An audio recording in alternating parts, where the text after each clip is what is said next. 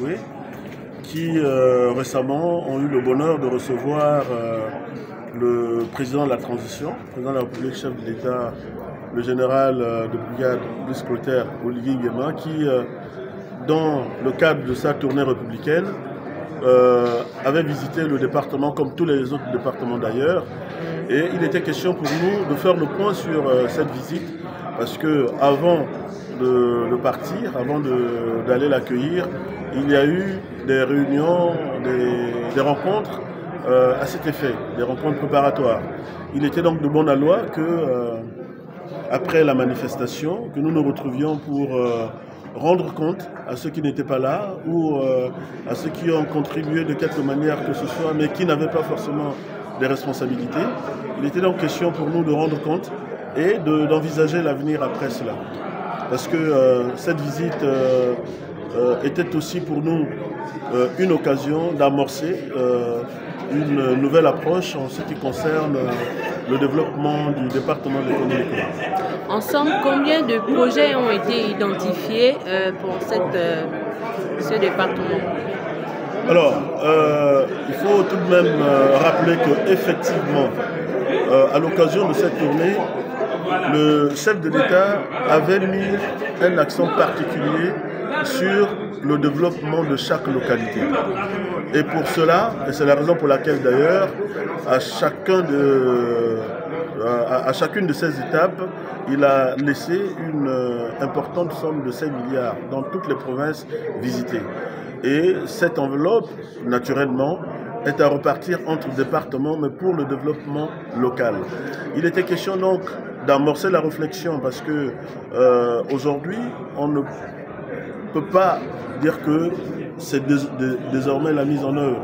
Il y a un travail de réflexion qui a été fait aussi bien ici à Libreville qu'à Akeni dans l'économie, où nous avons pu avoir également un forum qui a permis de concilier tous les projets réfléchis ci et là, des projets que nous avons structurés et qui aujourd'hui sont au nombre de 26 projets, qui sont à la fois des projets d'infrastructure que des projets de développement, que ce soit des activités de production ou des activités de développement divers, qui concernent tous les secteurs qui sont à la portée des populations de l'économie.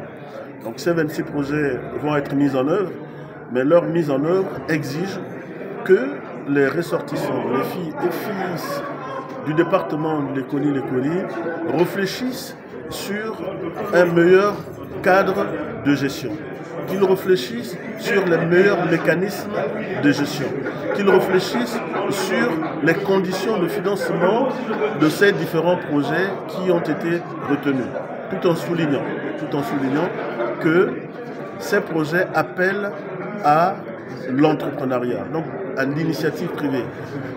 Nous avons également rappelé à l'occasion de cette rencontre que les fonds mis à la disposition des populations locales par le président de la République ne sont pas des fonds à distribuer entre les populations.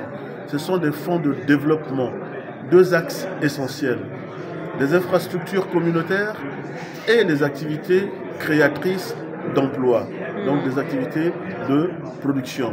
Nous devons mettre un accent particulier sur ces deux éléments pour comprendre qu'il y a l'initiative privée qu'il faut amorcer derrière, et cette initiative privée va être accompagnée par ce fonds qui est mis en place. Pendant cette réunion, vous avez justement annoncé une descente prochaine au niveau d'Akeni. Est-ce que ce sera déjà pour aller mettre sur pied tous ces projets qui ont été élaborés ce jour?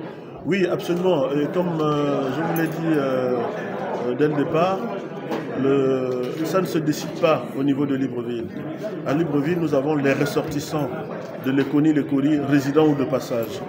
Le développement se passe à l'économie. Il s'agit du développement de l'économie. Donc, il est tout à fait indiqué que nous devons faire ce déplacement-là vers l'économie et tenir cette réunion avec tous ceux qui pourront faire le déplacement et en compagnie avec ceux qui vivent au quotidien les réalités de l'économie. Cette descente va être effective pour structurer, comme je vous l'ai dit, les différents cadres que je venais d'évoquer. Le cadre de gestion, les mécanismes de financement, etc. Nous devons en convenir ensemble. Mais nous ne partons pas sur l'inexistant. Il existe déjà des cadres éprouvés.